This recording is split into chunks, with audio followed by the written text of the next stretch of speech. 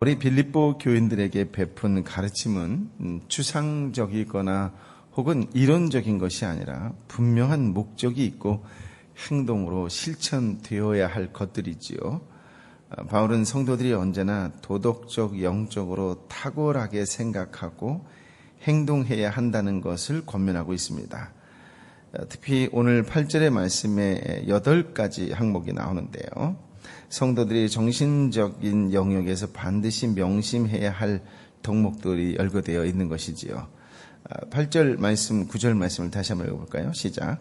마지막으로 형제들이여, 무엇이든지 진실하고 무엇이든지 경건하고 무엇이든지 의롭고 무엇이든지 거룩하고 무엇이든지 사랑할 만하고 무엇이든지 칭찬할 만한 일이 있다면 거기에 무슨 덕이나 무슨 기림이 있는지 이것들을 생각하십시오. 여러분은 내게서 배우고 받고 듣고 본 이것들을 실천하십시오. 그러면 평강의 하나님께서 여러분과 함께 계실 것입니다. 8절 말씀 끝무리에 덕이나 무슨 기림이나 이런 것은 도덕적으로 인정되어 칭찬받는 것을 말하고 있는 것입니다. 이제 8절에서 제시된 8가지 덕목에 대하여 항상 그것들을 생각하라고 하는 것이죠. 그러니까 무엇이든지 라고 이야기하면서 8가지를 얘기할 때에 그리스도인, 하나님 나라의 선택받은 백성으로 살아갈 때에 합당한 생활을 할 때에 이 8가지 항목, 덕목들을 늘 생각하라는 것이에요. 늘 생각할 때에 이것은 바울이 이미 가르치고 바울의 삶을 통해서 이미 행동으로 보여주었던 것들이다라고 하는 것이죠. 그래서 바울이 나를 본받으라 라고 이야기할 때 바로 이런 모습들이에요. 그래서 이러한 8가지 항목들을 배우고 받고 듣고 보았다라고 하는 것이에요. 바울을 통해서 이런 걸 보았는데 그걸 너희들이 따라한다면 뒤이어 뭐라 그래요? 여러분에게 함께 계실 것이다. 누가 함께 계세요? 평강의 하나님이 함께 계시다. 그러니까 은혜의 선물이 평강이잖아요. 그러니까 평강이 함께 할 것이다 라고 하는 것이에요. 그러니까 늘 이런 거 8가지 항목을 머릿속에 생각하는 것이 아주 중요하다 이렇게 얘기할 수 있어요. 예를 들어서 바울이 빌립보 1장을 시작할 때에 자신이 감옥에 갇힌 것에 대해서 나는 억울하다, 나는 괴롭다 이런 말을 하지 않아요. 뿐만 아니라 그를 그렇게 만든 대적자들에 대하여 분노하거나 원한에 대한 생각을 갖지 않아요. 처음부터 없지는 않았을 거예요. 아마 있었지만 끊었다는 거죠. 완전히 끊고 오히려 뭘 자랑하냐면 그 감옥에 있었던 것으로 인하여 추억된 것으로 인하여 복음의 진보를 가져온 것에 대하여 그는 생각하게 된 것이죠. 그가 지금 있는 환경에서 무엇을 생각했느냐라고 하는 것을 이야기해 줌으로 말미암아 교인들로 하여금 그렇게 따라하라라고 이야기했다라고 하는 것이에요. 즉 대적자들의 불의한 동기에 집중하지 않고 그럼에도 불구하고 그것이 가져다준 긍정적인 결과에 대해서 집중하며 생각했다라고 하는 것이에요. 바울은 그로 인하여 어떤 결과가 오더라도 유익하다는 관점을 가지고 평안을 얻게 되었다라고 하는 것이지요. 바울은 핍박과 내분으로 어려운 빌립보 교회가 바울의 그런 점을 본받기를 원했던 것이에요. 바울은 빌립보 교인들의 핍박과 내분으로 인하여 증오심과 복수심으로 살게 되면 내적 평강을 얻을 수 없을 뿐만 아니라 공동체의 삶에서도 평강을 도모할 수 없다라고 하는 것이지요. 아주 중요하지요. 아주 중요한 내용인데도 불구하고 우리의 삶 속에서 잘 적용되지 않는 부분이다. 이렇게 볼 수 있을 것입니다. 그래서 잠언 23장 7절에 보면 사람은 생각한 대로 행동한다라고 하는 구절이 있어요. 그러니까 지금 어떤 사고를 하느냐에 따라 삶의 형태가 결정된다라고 하는 말씀이지요. 적대자에 대한 분노로 가득 찬 자는 결국 공격적이 되고 호전적인 사람이 될 수밖에 없습니다. 반면에 바울이 소개하고 있는 8가지의 생각, 고상한 가치를 생각하게 되면 고상한 인격이 이루어지고 고상한 삶을 살아가게 된다라고 하는 것이에요. 그러므로 어떤 사건이 일어났을 때에 그 사건을 어떻게 바라보고 어떻게 해석하고 어떻게 판단하느냐가 아주 중요하다라고 이야기할 수가 있어요. 이 사고가 났을 때에, 어려울 때에, 위기 때에 처신하는 것을 보면 평소에 그 사람이 어떤 생각을 하고 살았고 그 사람이 평소에 어떻게 바라보고 해석했는지를 나타난다라고 얘기했었어요. 별일 없을 때 살아갈 때는 사람들이 잘 몰라요. 심지어 그 사람이 예수를 믿는지 안 믿는지조차도 잘 모른다고요. 그러나 어떤 사건이 발생하게 되면 그때 모든 것이 다 한 번에 드러나게 된다라고 하는 것입니다. 그러므로 비록 옳은 사람이라 할지라도 그런 사람에 대해 분노하면 평안이 없어지고 결국 전체의 평안을 잃어버리게 된다라고 하는 것이에요. 그래서 어떤 사람은 자신이 잘했는데 후에 분노하고 비판하는 일에 얽매이다가 잘못한 사람 이상으로 비참하게 되기도 한다라고 하는 것입니다. 그러므로 바울이 소개한 이 8가지 덕목처럼 고상한 가치에 집중하는 것이 중요해요. 이와 가장 일맥상통하는 말씀이 있다면 골로새서 3장 2절의 말씀이겠죠. 위의 것을 생각하고 땅의 것을 생각하지 말라라고 하는 말씀이요. 육의 것을 생각하지 말고 영의 것을 생각해야 한다는 말이겠지요. 악한 것을 생각하지 말고 선한 것을 생각해야 한다는 말일 겁니다. 부정적인 것을 생각하지 말고 긍정적인 것을 생각하고 절망적인 것을 생각하지 말고 소망적인 것을 생각해야 한다라고 하는 것이에요. 그렇다면 이 순간 여러분은 지금까지 지금 어떤 생각, 무슨 생각을 하고 있으십니까? 라고 하는 질문을 드리고 싶습니다. 10절 말씀을 함께 읽어볼까요? 시작. 내가 주 안에서 크게 기뻐하는 것은 여러분이 나를 위해 생각하던 것이 이미 싹이 났기 때문입니다. 이에 대해 여러분의 관심은 있었지만 표현할 기회가 없었습니다. 여러분, 바울은 지금 주 안에서 크게 기뻐한다고 이야기를 해요. 그러면서 그 기뻐하는 이유가 빌립보 교인들이 바울을 생각하던 것이 마침내 싹이 났기 때문이에요. 잘 보셔야 됩니다. 빌립보 교인들이 바울을 생각하는 마음이 가지고 있었으나 기회가 되지 않아서 바울을 도울 수가 없었어요.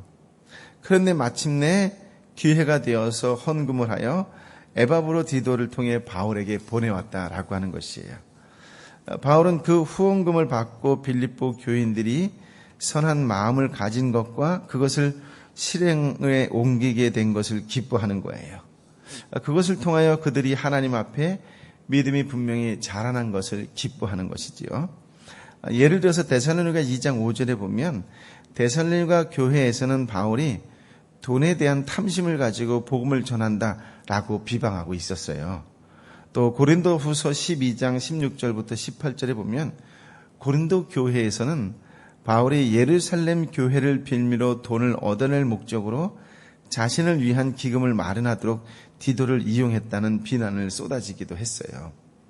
이런 상황들이 있었는데 과거에, 그런데 빌립보 교회만큼은 바울을 신뢰하고 이해했다는 점에서 기뻐할 수밖에 없었다라고 하는 것이에요.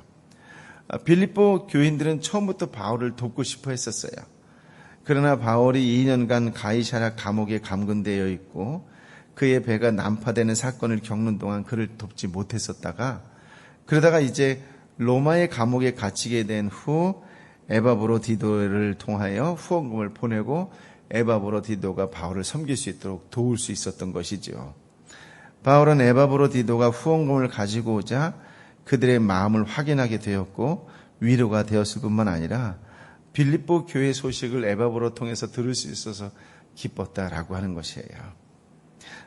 사역자에게 가장 큰 기쁨이라고 한다면 교인들이 신뢰하고 후원해 줄 때 그럴 때 기쁘지 않을까, 그런 얘기인 것 같습니다. 이 시점에서 우리가 잠깐 선교사님을 위해서 기도하는 시간을 가지는 것도 참 좋은 적용이 되겠다라는 생각이 듭니다. 아울러 이 여름에 아우리치를 가거나 또는 가 있는 팀을 위해서 또 가려고 준비하는 팀들 위해서 한 번 더 기도하고 또 그들이 함께 할 선교사님들 위해서 기도하는 것은 참 좋은 적용이 아닐까, 그런 생각이 듭니다. 그런데 이제 바울이 여기서 말씀을 그쳤다면 오해의 소지가 굉장히 많을 거예요. 그렇지 않겠어요? 그러나 11절 12절에 이렇게 이야기합니다. 같이 한번 읽어볼까요? 시작. 내가 궁핍함으로 이런 말을 하는 것이 아닙니다. 나는 어떤 처지에 있든지 자족하는 법을 배웠습니다. 나는 궁핍에 처한 줄도 알고 풍부에 처한 줄도 압니다. 나는 배부르든 배고프든 풍족하든 궁핍하든 모든 형편에 처하는 비결을 배웠습니다.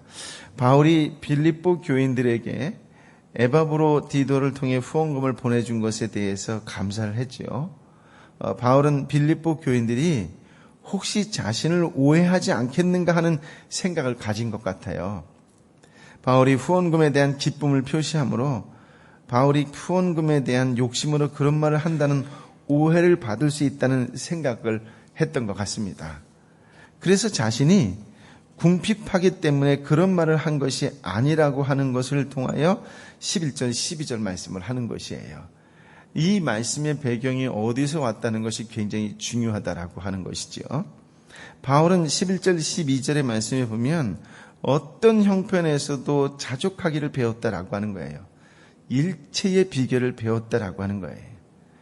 여러분, 자족이라고 하는 말은 환경에 지배받지 않고 자신 내면의 자원으로 만족해야 하는 태도를 말하는 것 아니겠어요? 바울은 비천에 처한 줄도 알고 풍부에 처한 줄도 알았습니다. 배고픔도 배부름도 궁핍도 풍부도 그 어떤 환경에서도 일절 자족하는 비결을 터득했다라고 하는 것이에요. 무슨 말이냐? 궁핍할 때 염려하거나 낙망하거나 비굴하거나 비방하거나 원망하지 않았다라는 얘기예요.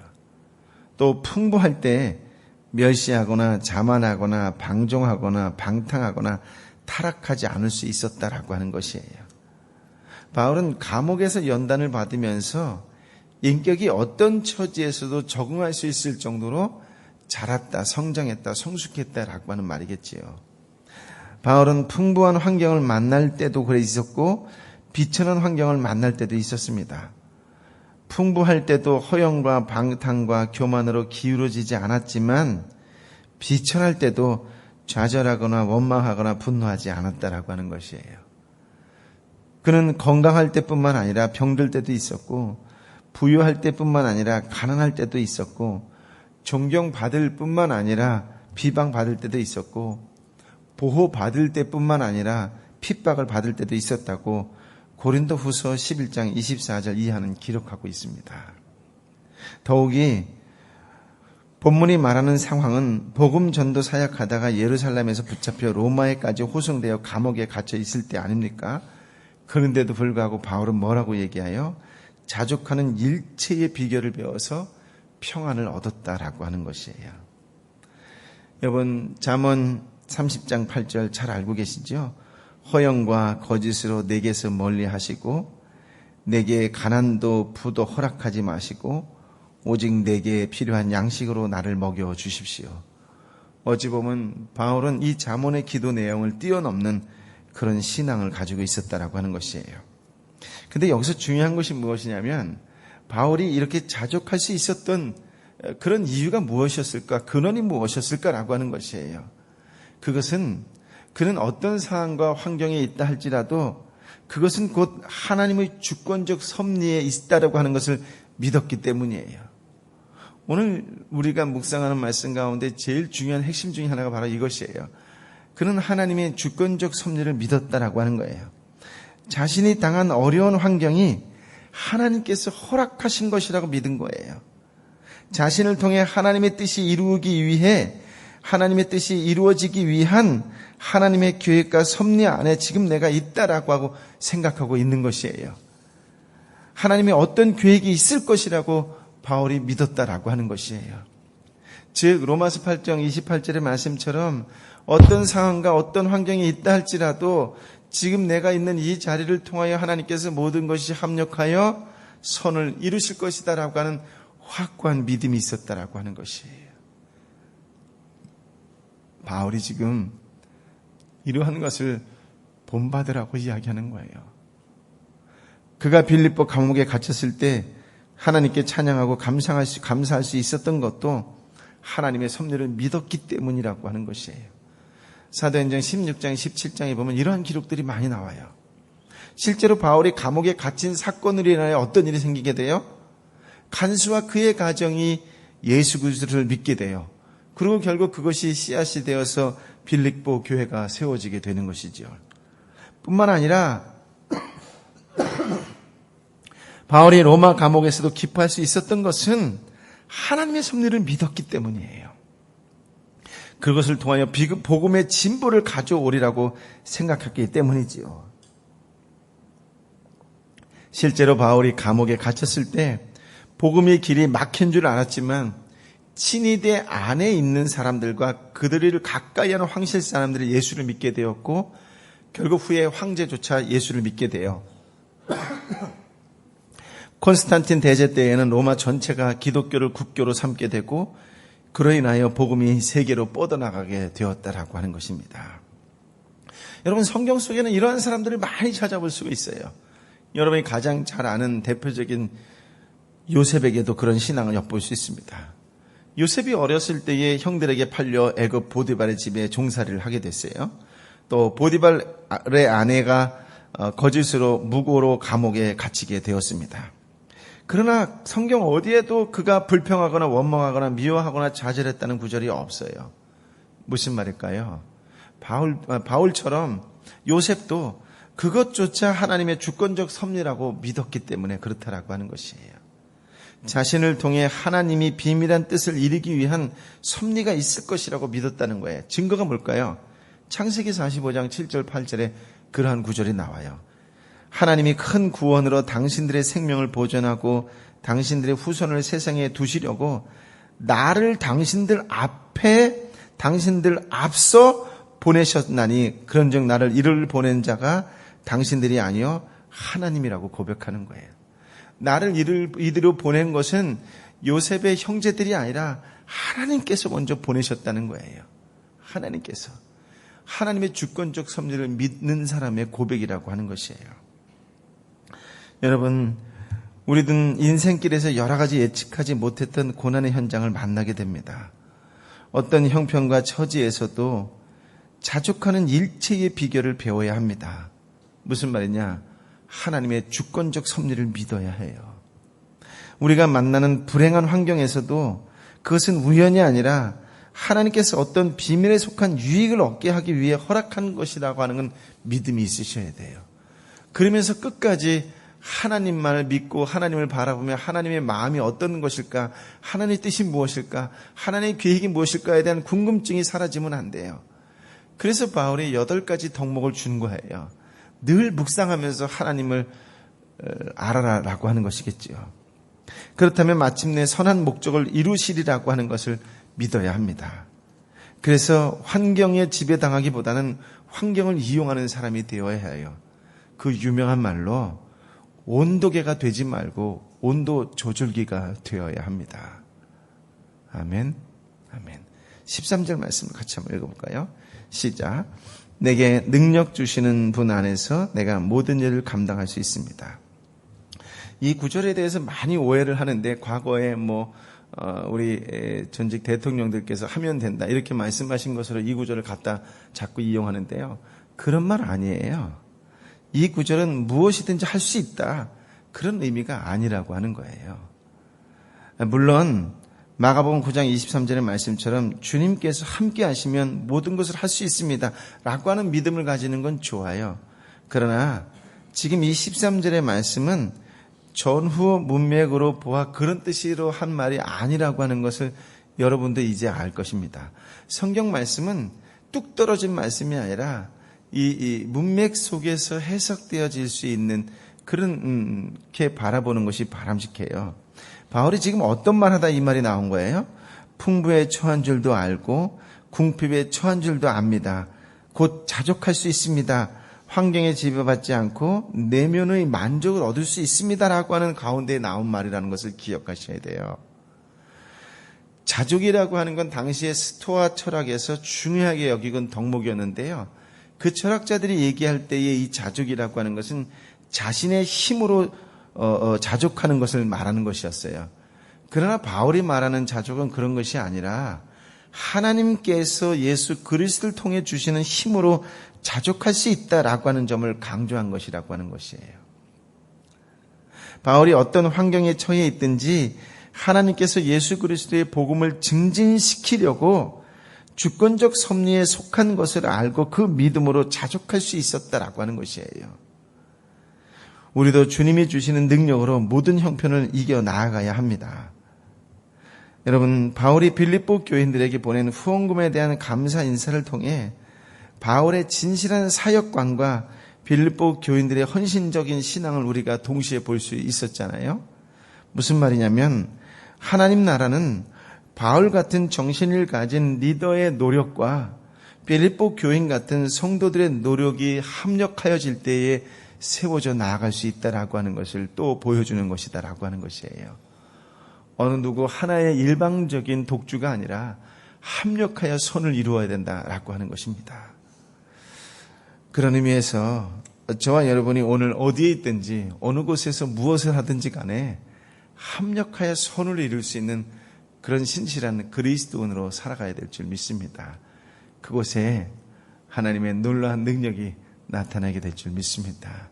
저와 여러분을 통하여 하나님 나라가 정말로 확장되는 놀라운 역사를 경험하게 되고 또 그렇게 쓰임받는 하나님의 사람으로 살아가는 것을 통하여 자족이 무엇인지 내 삶과 환경 속에서 분명히 깨달아 하나님의 뜻을, 하나님의 섭리를 알아가고 믿고 순종하는 신실한 그리스도인의 한 사람으로 살아가시기를 예수님의 이름으로 축복합니다. 아멘. 아멘.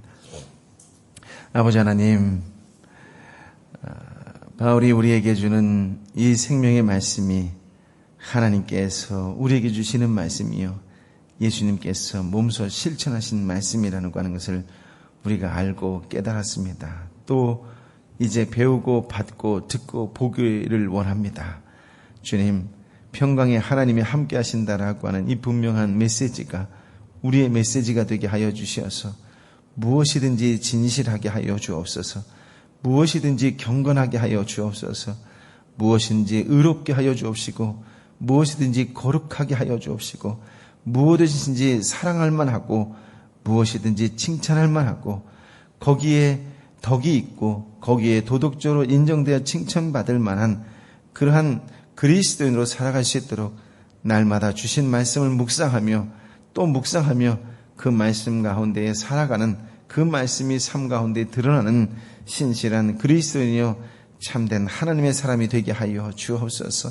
우리의 삶에서도 그러한 싹이 이미 나라고 자라고 성장하고 있는 줄 믿습니다. 하나님이 이 땅에 순종하지 않는 사람들 속에서 순종하는 그리스도인의 삶이 무엇인지를 분명히 보여주며 살아갈 수 있는 그런 행동하고 삶으로 드러나는 신실한 그리스도인의 삶이 되게 하여 주옵소서. 상황과 환경에 너무 쉽게 흔들리는 자가 아니라 하나님 자족하는 자가 되게 하여 주옵소서.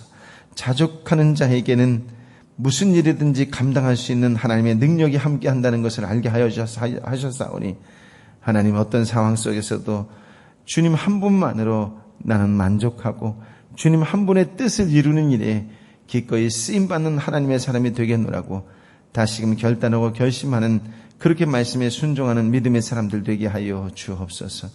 주님, 여전히 우리 공동체의 형제와 자매 가운데에 어렵고 힘든 가운데에 있는 분들이 너무나 많이 있습니다. 주여 긍휼히 여겨 주옵시고 하늘의 은혜를 더하여 주옵소서. 하늘의 능력을 덧입혀 주옵소서. 있는 곳에서 하나님의 뜻이 무엇인지 하나님은 선하신 분이고 반드시 선한 결과로 이끄시는 분이라고 하는 믿음이 다시 회복될 수 있도록 하나님 더 없는 은혜와 은총을 더하여 주옵소서. 오 평강의 하나님이여 임하여 주옵소서.